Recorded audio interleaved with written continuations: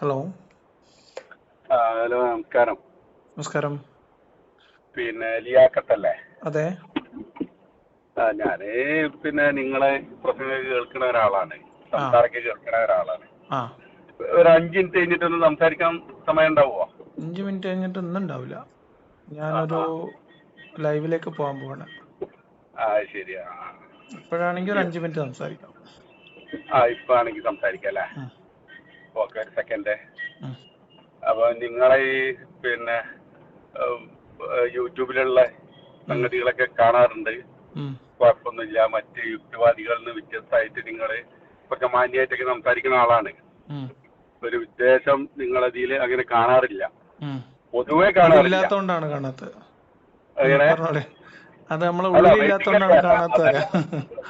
അതല്ല, പൊതുവെ മറ്റുള്ള അല്ല, ആളുകൾ ഇതിനെ കുറിച്ച് ഉള്ളിലുണ്ടെങ്കിൽ അത് കാണും. ഉള്ളിലില്ലാത്തോണ്ടാണ് അത് കാണാത്തത്. അല്ല, ശരിയാണ്. ഉം, അതല്ല വിഷയം. അല്ല, ഉം, പൊതുവെ ആളുകളെ യുക്തിവാദികൾ എന്ന് പറയുന്ന ആളുകൾ ഇതിന് വ്യത്യസ്തമായിട്ടാണ് നിങ്ങളെ സമീപനം. പക്ഷേ മുസ്ലിം എന്നുള്ളവർക്ക് ആ നിലക്ക് നിങ്ങളെ ഉൾക്കൊള്ളാനൊന്നും കഴിയൂലല്ലേ, വേറെ വിഷയമാണ്. ഉറപ്പല്ലേ? ആ അപ്പൊ നിങ്ങളെ ഞാൻ ഈ അടിമത്തായിട്ട് ബന്ധപ്പെട്ട ഉം, ഈ ഇത് ഒന്ന് രണ്ട് വീഡിയോസ് കണ്ടിരുന്നു. ഉം, അപ്പൊ ഞാൻ അതുമായിട്ട് ബന്ധപ്പെട്ട് ഇസ്ലാമിന്റെ ഭാഗത്തു നിന്നുള്ള അതും കേട്ട് ഉം, ഏഹ് ഉം, അപ്പൊ എനിക്ക് ഒന്ന് രണ്ട് സംശയങ്ങൾ ഉം, നിങ്ങളായിട്ട് ബന്ധപ്പെട്ട്. ഉം. അതായത് ലിയാഖത്ത് എന്ന് പറഞ്ഞ ഒരാള് സംസാരിക്കുന്ന പ്രയാസം ഉണ്ടാ? ഇല്ലല്ലേ, പറഞ്ഞോളെ. ലിയാഖത്ത് എന്ന് പറഞ്ഞ ഒരാള് മണ്ണാർക്കാട് ഉം, എന്ന് പറഞ്ഞ സ്ഥലത്ത് ഉം, ഭൂജാതനായി. ഉം. ഭൂജാതനായി എന്ന് പറഞ്ഞ ഒരു ജനിച്ചു. ചെറുപ്പകാലത്ത് ഉം, ഭൂജാതനായി എന്ന് പറഞ്ഞാൽ ജനിച്ചു. ഉം, അങ്ങനെ എന്ത് ചെയ്തെന്ന് വെച്ചാല് ഒരു 10-40 വയസ്സായപ്പം ഉം, ലിയാഖത്തിന് ഒരു ബോധോദയം ഉണ്ടായി. ഉം, അതായത് ഇപ്പൊ ഈ അടിമത്തം ശരിയല്ല, ഉം, ഞാനും മനുഷ്യനാണ്, ഉം, മറ്റുള്ള ആളുകളും മനുഷ്യനാണ്, ഉം, അപ്പൊ ഒരാളെ കീഴിൽ നിൽക്കൽ ശരിയല്ല എന്ന് തോന്നി. ഉം, അപ്പൊ അതുവരെ അപ്പോഴും ഉം, ലിയാഖത്ത് ഭക്ഷണം കഴിക്കണ, അടിമ ഉണ്ടാക്കണ ഭക്ഷണമാണ്. ഉം, ലിയാഖത്ത് അങ്ങാടിയിൽ സാധനം വാങ്ങാൻ പറഞ്ഞേക്കണ അടിമയാണ്. ഉം, അങ്ങനെ ജീവിതത്തിന്റെ എല്ലാ മേഖലയിലും ഉം, ഈ അടിമനെ ഉപയോഗപ്പെടുത്തിയിട്ടും അങ്ങനത്തെ ഒരു സാമൂഹ്യ സാഹചര്യത്തിലാണ് ലിയാഖത്ത് ഉം, ജീവിച്ചുകൊണ്ടിരിക്കുന്നത്. ഉം, അപ്പോ ഇങ്ങനത്തെ ഒരു ബോധം ഉണ്ടായ സ്ഥിതിക്ക് ഉം. അതിലൊരു മാറ്റം ഉണ്ടാക്കാൻ വേണ്ടിയിട്ട് ലിയാഖത്തിന് എന്താണ് ചെയ്യാൻ കഴിയുക? എന്ത് സമീപനം നിങ്ങൾ സ്വീകരിക്കും? ഒരാൾക്ക്, എനിക്ക് അതായത് അല്ല, മനുഷ്യര്, പറഞ്ഞുതരാം. ഉം, എനിക്ക് ഇങ്ങനെ ഈ രണ്ട് നിങ്ങളെ സംസാരം കേട്ട് ഉം, മറ്റുള്ള ഇസ്ലാമികമായ ഭാഗത്തു നിന്നുള്ള സംസാരം കേട്ടപ്പം ഉം. എനിക്ക് തോന്നിയൊരു നിങ്ങളോട് സംശയമാണ് ചോദിക്കാൻ പറഞ്ഞത്. തോന്നിയ ചോദ്യമാണ്. ശരി. ആ ചോദ്യത്തിന് ഉത്തരം പറയുന്നതിന് മുമ്പ് നിങ്ങൾ രണ്ട് ചോദ്യത്തിന് ഉത്തരം പറയണം. അതായത് നിങ്ങളെ നിലപാട് പറയണം. ഒന്ന്, അടിമത്തം ഒരു കുഴപ്പമില്ല എന്നാണോ നിങ്ങളെ വാദം? അതോ അടിമത്തം മാനുഷിക വിരുദ്ധമായിട്ടുള്ള ഒരു മോശമായിട്ടുള്ള ഒരു വ്യവസ്ഥയാണെന്നാണോ നിങ്ങളെ വാദം? അതല്ല എന്റെ അല്ല, അത് നിലപാട്. ഞാൻ അത് പറയേ. ഞങ്ങൾക്ക് പറഞ്ഞുതരാം. നിങ്ങൾ ചോദിച്ചതിന് നിർബന്ധമായിട്ട് ഉത്തരം പറഞ്ഞുതരും. അതല്ല നമ്മൾ തർക്കത്തിലല്ല. തർക്കത്തിനല്ല ഞാൻ ചോദിക്കുന്നത് നിങ്ങളെ നിലപാട് എനിക്ക് അറിയാൻ വേണ്ടിയിട്ടാണ്. അത് വേറെ വിഷയമാണ്. അല്ല, അത് പറയാം. അത് പറഞ്ഞു തരാന്നേ. നിങ്ങൾ ചോദിച്ച ചോദ്യത്തിന് എനിക്കൊരു ബോധോദയം ഉണ്ടായാൽ എന്താണ് ഞാൻ ചെയ്യാന്നല്ല നിങ്ങളെ ചോദ്യം. അതിന് ഡയറക്റ്റ് മറുപടി പറഞ്ഞുതരും. ആദ്യം നിങ്ങളോട് അടിമത്ത വിഷയം നിങ്ങൾ സംസാരിക്കുന്നത് കൊണ്ട് എന്തുകൊണ്ടാണെന്നറിയോ? അതെന്തുകൊണ്ടാണ് ഞാൻ ചോദിക്കുന്നത് പറഞ്ഞുതരാം. അടിമത്തത്തിൽ ഇപ്പൊ എന്താ കുഴപ്പം എന്ന് ചോദിക്കുന്ന ആൾക്കാരോട് അടിമത്തത്തെ കുറിച്ച് സംസാരിക്കുന്നതിൽ അർത്ഥമില്ലാത്തതുകൊണ്ടാണ്. മനസ്സിലായോ? അടിമത്തം ഒരു മോശം, പറഞ്ഞു തരാന്നേ. ഞാനൊന്ന് പറയട്ടെ. നിങ്ങൾ ഇത്ര നേരം പറഞ്ഞ ഞാൻ കേട്ടല്ലോ. അടിമത്തം എന്ന് പറയുന്ന വ്യവസ്ഥിതി അത് വലിയ കുഴപ്പമൊന്നുമില്ലാത്തൊരു പ്രശ്നമൊന്നുമില്ലാത്തൊരു സാധനമാണ്. അത് ഭയങ്കര നോർമലാണ് എന്ന് ചിന്തിക്കുന്ന ഒരാളോട് ഈ നൂറ്റാണ്ടിൽ അടിമത്തത്തെ കുറിച്ച് ചർച്ച ചെയ്യുന്നത് അത് തെറ്റാണെന്ന് ബോധ്യപ്പെടുത്താൻ ശ്രമിക്കുന്നത് പോലും അബദ്ധമാണ്. അതിന് സമയം കളയാൻ പാടില്ല എന്നാണ് ഞാൻ നിങ്ങളൊരു മുൻവിധിയോടെ സമീപിക്കല്ല. രണ്ട് കാര്യങ്ങൾ നിങ്ങളോട് ചോദിക്കണം. ഒന്ന്, നിങ്ങൾക്ക് അടിമത്തത്തെ കുറിച്ചുള്ള നിലപാട്, അടിമത്തം എന്ന വ്യവസ്ഥിതി മോശമാണ് എന്ന ഒരു അഭിപ്രായം ഉണ്ടോ ഇല്ലേ? എനിക്ക് ഇനി സംസാരിച്ചൂടെ? നിങ്ങൾ അത് പറയും. എന്നിട്ട് നിങ്ങൾ ചോദിച്ച മറുപടി പറയാൻ വേണ്ടിട്ടാണ്. അത് ഇതിലെ വിഷയമല്ല. ഞാൻ നിങ്ങളെ അത് പറഞ്ഞുതരാം. അത് നിങ്ങളുടെ നിലപാട് അറിയണല്ലോ. ഞാൻ പറഞ്ഞു തരാം. ഞാൻ നിങ്ങളോട് ഒന്നുകൂടി ഞാൻ ക്ലിയർ ആക്കിയിട്ട് പറഞ്ഞുതരാം. നിങ്ങൾ ചോദിച്ച ചോദ്യം ഡയറക്റ്റ് ആയിട്ട് ഞാൻ എന്ത് ചെയ്യുമെന്നതാണ്. അതാണ് മറുപടി പറഞ്ഞുതരാൻ പോകുന്നത്. രണ്ട് ചോദ്യങ്ങളുണ്ട്. ആ രണ്ട് ചോദ്യം ചോദിക്കാം. അതിന് നിങ്ങൾക്ക് എന്താ അറിയോ, ഞാൻ പറഞ്ഞില്ലേ, സമയമില്ലാത്ത സമയത്തിരിക്കാണ്. കാര്യങ്ങൾ ചുരുക്കി അവതരിപ്പിക്കാനാണ് എനിക്ക് ആ വിഷയം. അല്ല, കട്ട് ചെയ്യണ്ട. ഞാൻ പറഞ്ഞുതരാം. രണ്ട് ചോദ്യങ്ങളാണ് ചോദിക്കാനുള്ളത്. രണ്ട് ചോദ്യങ്ങളെ ചോദിക്കാനുള്ളത്. ഒന്ന് ഞാനിപ്പോ ചോദിച്ച ചോദ്യം. രണ്ടാമത്തെ ചോദ്യം, ഇസ്ലാം എന്ന് പറയുന്ന മതത്തിനകത്ത് അടിമത്തത്തെ കുറിച്ചുള്ള നിലപാട് എന്താണ്? അത് അനുവദിക്കപ്പെട്ട രീതിയിലാണോ അതോ അത് തെറ്റാണ് മോശമാണെന്നൊരു കാഴ്ചപ്പാടുണ്ടോ? ഈ രണ്ട് കാര്യത്തെ കുറിച്ചുള്ള നിങ്ങളുടെ നിലപാട് പറഞ്ഞിട്ട് ഞാനിപ്പോ എനിക്ക് ഓരോ ബോധോദയം ഉണ്ടായാൽ എന്താ ചെയ്യാന്ന് ഞങ്ങൾക്ക് പറഞ്ഞുതരാം. ഞാൻ ഞാൻ പറഞ്ഞാലും ഞാൻ ഇസ്ലാമിന്റെ തീർക്കാം. ഭാഗത്തു എനിക്ക് എന്താ നിന്നുള്ള പറയുക, ഒരു ആളാണ് 45 വരെ ഒരു നിങ്ങളോട് 5 മിനിറ്റ് കൂടിയൊക്കെ പറഞ്ഞിട്ടില്ലല്ലോ. ഞാൻ സമയം സ്പെൻഡ് ചെയ്യാം. അല്ല, ഞാൻ ഇസ്ലാമിന്റെ ഭാഗത്തു നിന്നുള്ള ഞാൻ ന്യായീകരിക്കാനോ ചോദിച്ചില്ല. ആ ഇസ്ലാമിന്റെ നിലപാട്ടിലേക്ക് ചോദ്യം നിങ്ങൾക്ക് വന്ന സ്കിപ്പ് ആളാണ് ചെയ്യണമെങ്കിൽ നിങ്ങളോട് സ്കിപ്പ് ചെയ്യാം. ഞാൻ ഇപ്പൊ നിങ്ങളുടെ ഇസ്ലാമിന്റെ നിലപാട് വാദം നിങ്ങളെ ഒരു മിനിറ്റ്, അല്ല ഇസ്ലാമിന്റെ നിയമം നിങ്ങൾ നിങ്ങൾക്ക് അറിയില്ല, അല്ലെങ്കിൽ ഇസ്ലാമിനെ കുറിച്ച് എനിക്ക് നമ്മൾ സംസാരിക്കാൻ തർക്കത്തിലേക്ക് താല്പര്യമില്ല, പോവാണ്. ഇസ്ലാമിന്റെ കാര്യം പറയാൻ ഞാൻ ആളല്ല എന്നുള്ള നിലപാട് നിങ്ങൾക്ക് എടുക്കാം. ഞാൻ ഞാൻ മുസ്ലിമാണ്. പറയുമ്പോൾ സൗണ്ട് ഉണ്ടാക്കി ഞാൻ പറഞ്ഞ നിങ്ങൾ കേൾക്കൂല, വെറുതെ രണ്ടാളെ സമയം കളയണ്ട. അതായത് ഇസ്ലാമിനെ കുറിച്ചുള്ള അഭിപ്രായങ്ങൾക്ക് പറയാൻ താല്പര്യമില്ലെങ്കിൽ പറയണ്ട. പക്ഷെ ഒരു വ്യക്തി എന്ന രീതിയിൽ, ഈ കാലഘട്ടത്തിൽ ജീവിക്കുന്ന ഒരു വ്യക്തി എന്ന രീതിയിൽ, ഒരു ജനാധിപത്യ രാജ്യത്ത് പൗരാവകാശവും മനുഷ്യാവകാശമൊക്കെ ഉയർത്തിപ്പിടിക്കുന്ന ഒരു ഭരണഘടനയ്ക്ക് കീഴിൽ ജീവിക്കുന്ന ഒരു മനുഷ്യൻ എന്ന രീതിയിൽ നിങ്ങളോട് ചോദിക്കുന്നത് അടിമത്ത വ്യവസ്ഥിതിയെ കുറിച്ചുള്ള നിങ്ങളുടെ നിലപാട് എന്താണ് എന്നാണ്. അതിന് നിങ്ങൾ മറുപടി പറയാൻ തയ്യാറില്ലെങ്കിൽ പിന്നെ ഞാനും നിങ്ങൾ സംസാരിക്കുന്നതിൽ അർത്ഥമല്ലല്ലോ. അതുകൊണ്ടാണ് ഇപ്പൊ ഈ ഇസ്ലാമിനെ കുറിച്ച് സംസാരിച്ച അഭിപ്രായങ്ങൾ പറയണ്ട. ഇസ്ലാം നിങ്ങൾക്ക് പറയാൻ ബുദ്ധിമുട്ടാണ്, ശരി വിട്ടത്. ഇനി ഞാൻ പറയുമ്പോ നിങ്ങൾ പറയാൻ പാടില്ല. ഇല്ല അങ്ങനെയൊന്നുമില്ല. ഈ വിഷയത്തിൽ നിങ്ങൾക്ക് മറുപടി പറയാൻ, നിങ്ങളുടെ നിലപാട് പറയാൻ കഴിയുമെങ്കിൽ നമുക്ക് തുടരാം, അല്ലെങ്കിൽ വെറുതെ അല്ല, സമയം കളയാം. ഞാൻ നിങ്ങൾ സംസാരിച്ചപ്പോ ഞാൻ മിണ്ടാതിരുന്നില്ല. ഇനി അതുകൊണ്ട് എനിക്ക് കാര്യമില്ല, പറയാൻ അതുകൊണ്ട് കാര്യമില്ല. ഞങ്ങളോട് പറഞ്ഞ 5 മിനിറ്റ് സമയമുള്ളൂ. ഒരു 5 മിനിറ്റ് കൂടിയാണ് എടുത്താണ്. ഇനി ഒരു 4 മിനിറ്റ് അതിൽ ബാക്കിയുണ്ട്. പിന്നീട് വിളിക്കാം. അല്ല അങ്ങനെയല്ല, നിങ്ങളിത് പറയാൻ എന്താ നിങ്ങൾക്ക് ബുദ്ധിമുട്ടുണ്ടോ ഇതിന് മറുപടി പറയാൻ? എനിക്കൊരു ബുദ്ധിമുട്ടില്ല. എന്നാലും പറഞ്ഞാൽ ഇപ്പൊ 4 മണിക്കൂർ കൊണ്ട് ഞാൻ എന്റെ നിലപാട് പറഞ്ഞുതരാം. നിങ്ങൾ ചോദിച്ച മറുപടി പറഞ്ഞുതരാം. അല്ല, ഞാനൊന്ന് പറയാൻ അവകാശം പറയാൻ പറയും. അതായത് ഞാൻ നിങ്ങളോടൊരു ചോദ്യം ചോദിച്ചതല്ലേ, അതിന് നിങ്ങൾ മറുപടി പറഞ്ഞാൽ നിങ്ങൾ ചോദിച്ച ചോദ്യത്തിന് ഞാൻ മറുപടി പറയാം, കൃത്യമായ മറുപടി. ഇല്ലല്ല, അടിമത്ത വ്യവസ്ഥിതിയെ കുറിച്ച് അത് ശരിയല്ല. പറഞ്ഞു തരാം.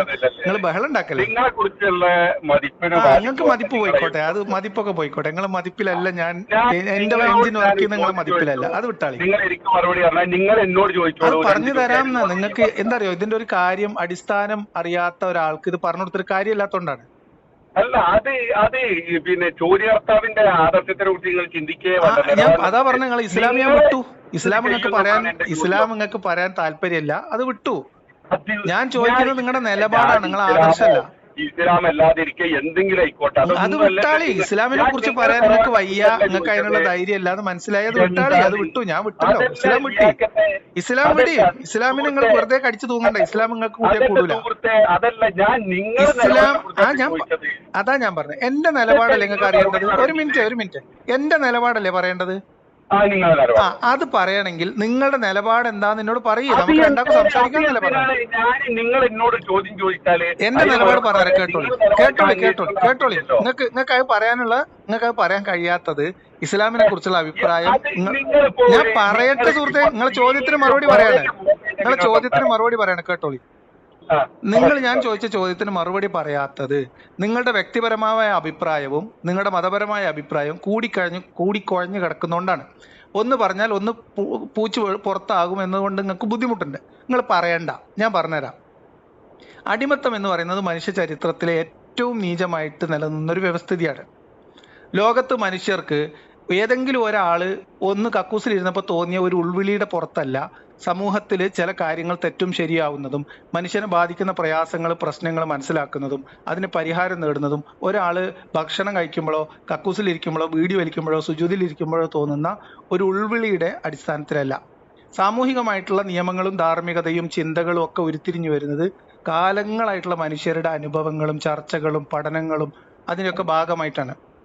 ആ രീതിയിൽ ഞാനൊക്കെ ജനിക്കുന്നതിന് മുൻപ്, നൂറ്റാണ്ടുകൾക്ക് മുമ്പ് തന്നെ, അല്ലെങ്കിൽ 1-2 നൂറ്റാണ്ടിന് മുൻപ് തന്നെ മനുഷ്യർ ആ അർത്ഥത്തിൽ അടിമത്ത വ്യവസ്ഥിതിയെ ഒരു നീചമായ വ്യവസ്ഥയായി കാണുകയും അത് ഇല്ലായ്മ ചെയ്യാൻ വേണ്ടി കഠിനമായ പരിശ്രമങ്ങൾ നടത്തുകയും വലിയ പ്രശ്നങ്ങളും വലിയ പ്രയാസങ്ങളും നേരിടുകയും ചെയ്തിട്ട് സഹജീവികളെ സ്വന്തം അടിമകളാക്കി സ്വന്തം ചരക്കാക്കി ചന്തയിൽ കൊണ്ടുപോയി വിൽക്കാനും അതേപോലെ ആവശ്യത്തിന് ലൈംഗികമായിട്ട് ഭോഗിക്കാനും അവനവൻ്റെ ആവശ്യം കഴിയുമ്പോൾ ചന്തയിൽ കൊണ്ടുപോയി വിൽക്കുകയോ കടം കൊടുക്കുകയോ പണയം വെക്കുകയോ ഒക്കെ ചെയ്യാനും പറ്റുന്ന രീതിയിൽ, അതേപോലെ നമ്മൾ മരിച്ചു പോയാൽ നമ്മളെ കുട്ടികൾക്ക് അനന്തരമായിട്ട് നമ്മൾ അടിമകൾ എടുക്കുന്ന രീതിയിലുള്ള ഈ ഒരു ക്രമം നീചമായിട്ടുള്ള ഒരു വ്യവസ്ഥിതിയാണ് എന്നൊരു ബോധ്യത്തിലേക്ക് മനുഷ്യരെത്തുകയും അതിൻ്റെ അടിസ്ഥാനത്തിൽ ലോകത്താകമാനം മനുഷ്യർ അംഗീകരിക്കുന്ന നിയമങ്ങൾ നിർമ്മിക്കപ്പെടുകയും അങ്ങനെ അടിമത്തം ശിക്ഷാർഹമായിട്ടുള്ള കുറ്റകരമായി കാണുന്ന ഒരു രാജ്യത്താണ് ഞാനും നിങ്ങളും ജീവിക്കുന്നത്. അപ്പൊ എനിക്ക് 40ാമത്തെ വയസ്സിൽ ഇരുന്നപ്പോൾ ഉണ്ടാകുന്ന ഉൾവിളിയുടെ അടിസ്ഥാനത്തിൽ ഇതിനെക്കുറിച്ച് പ്രത്യേകിച്ച് ഇനിയൊന്നും ആലോചിക്കാൻ പോലും കാര്യമില്ല.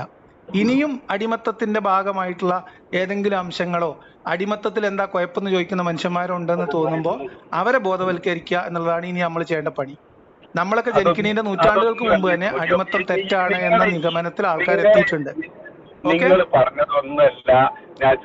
നിങ്ങൾ പറഞ്ഞതിനുള്ളതിനും നിങ്ങൾ പറയാൻ മടിച്ചതിനും ഒരു മിനിറ്റ് സമയം കഴിഞ്ഞു. അതുകൊണ്ടാണ് ഞാൻ പറയട്ടെ നിങ്ങൾ പറഞ്ഞതിനും ഒരു സെക്കൻഡ് എനിക്കൊരു സെക്കൻഡ് തരും. അതായത് നിങ്ങൾ സ്വാഭാവികമായിട്ട് വളർന്നപ്പോ സാമൂഹ്യമായിട്ട് നിങ്ങൾക്ക് അതൊരു മോശപ്പെട്ട കാര്യം തോന്നി, ഈ ഒരു വിവേചനം അവസാനിപ്പിക്കണം തോന്നി, നിങ്ങൾ എന്ത് ചെയ്യും എന്റെ ചോദ്യം. അതാ ഞാൻ പറഞ്ഞ നമ്മളൊക്കെ ജനിക്കുന്നതിന് മുൻപ് തന്നെ മനുഷ്യർക്ക് അത് തോന്നുകയും അത് പറയട്ടെ സുഹൃത്തെ ഞാൻ പറയട്ടെ നിങ്ങൾ വെറുതെ പറയാൻ വെച്ചിട്ട് കാര്യമില്ല. രണ്ട് കാര്യങ്ങൾ കേട്ടോളി. ഈ കാലഘട്ടത്തിലല്ല ജീവിക്കണം. എന്റെ ചോദ്യത്തിലുള്ള ലിയാഖത്ത് ഈ കാലഘട്ടത്തിലല്ല. പറഞ്ഞുതരാം. ആ ചോദ്യം കൊണ്ടും നിങ്ങൾക്കും ഇസ്ലാമിന് രക്ഷപ്പെടാൻ പറ്റൂല. കാരണം ഇസ്ലാമുമായി ബന്ധപ്പെട്ട നിങ്ങൾ തർക്കണ്ട, നിങ്ങൾ ബഹളം വെക്കല്ലേ സുഹൃത്തെ, നിങ്ങൾ ബഹളം വെക്കല്ലേ. ഇങ്ങനെ പല ആളുകൾക്ക് തോന്നുകയും ഞാൻ ആ കാലഘട്ടത്തിലാണ് ജീവിച്ചതെങ്കിൽ ആ തോന്നുന്ന ആളുകളുടെ കൂട്ടത്തിൽ ഞാൻ ഉണ്ടാവുകയും ഇത് അവസാനിപ്പിക്കാൻ എന്ത് ചെയ്യാൻ പറ്റുമെന്ന് കൂടി ആലോചിക്കുകയും മറ്റു മനുഷ്യരായിട്ട് അതിനു വേണ്ടിയിട്ടുള്ള പ്രവർത്തനങ്ങളിൽ ഏർപ്പെടുകയും ചെയ്യുക. അങ്ങനെയാണ് മനുഷ്യർ ചെയ്തിട്ട് ലോകത്തുനിന്ന് അത് ഇല്ലാതാക്കിയത്. ഇനി ഈ ന്യായം കൊണ്ട് നിങ്ങൾക്ക് ഇസ്ലാമിനെയോ മുഹമ്മദിനെയോ ന്യായീകരിക്കാൻ കഴിയില്ല. കാരണം മുഹമ്മദ് പറഞ്ഞുതരാം എന്താ നിങ്ങൾക്ക് കേൾക്കാൻ പറ്റാത്ത? നിങ്ങൾ കേട്ടിട്ട് പോയാൽ മതി. നിങ്ങൾ കഷ്ടപ്പെടല്ലേ, നിങ്ങൾ കേൾക്ക്. നിങ്ങൾ നേരല്ലാത്ത നേരത്ത് സംസാരിക്കണല്ലേ. നിങ്ങൾ എന്റെ സമയത്തിന് മാനിക്ക്. നിങ്ങൾ കേട്ടിട്ട് പോലെ ഒരു 30 സെക്കൻഡ് കേട്ടിട്ട് പോ. ഈ വാദം ഇങ്ങനെ ഒരു ന്യായവാദം കൊണ്ട് പോലും അത് ഒന്നാമത് ഒരു പൊട്ടവാദമാണ്. ആ ന്യായവാദം കൊണ്ട് ഇസ്ലാമിനെയോ മുഹമ്മദിനെയോ രക്ഷിക്കാൻ പറ്റില്ല. കാരണം ഒരാൾക്ക് പാറപ്പുറത്ത് കയറിയപ്പോ മുഹമ്മദ് നബിക്ക് തോന്നിയതല്ല ഇസ്ലാം ദീന്. കേട്ടോളി മുഹമ്മദ് നബിക്ക് പാറപ്പുറത്ത് വെറുതെ ഇരുന്നപ്പോ തോന്നിയതല്ലല്ലോ ഇസ്ലാം ദീന്. പ്രപഞ്ചം സൃഷ്ടിച്ച രക്ഷിതാവ് ലോകാവസാനം വരെയുള്ള മനുഷ്യർക്കുള്ള നിയമാക്കി കൊണ്ടാക്കി കൊടുത്തത് ജിബ്രീൽ വഴി കൊടുത്ത ആളാണ് മുഹമ്മദ് നബി.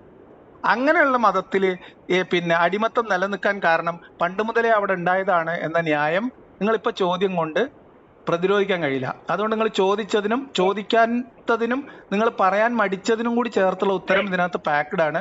ഇനി ഈ ഓഡിയോ കേൾക്കുമ്പോൾ പുറത്തു വരുമ്പോൾ അതൊന്നുകൂടി നിങ്ങൾ കേട്ടാൽ നിങ്ങൾക്ക് മനസ്സിലാവും.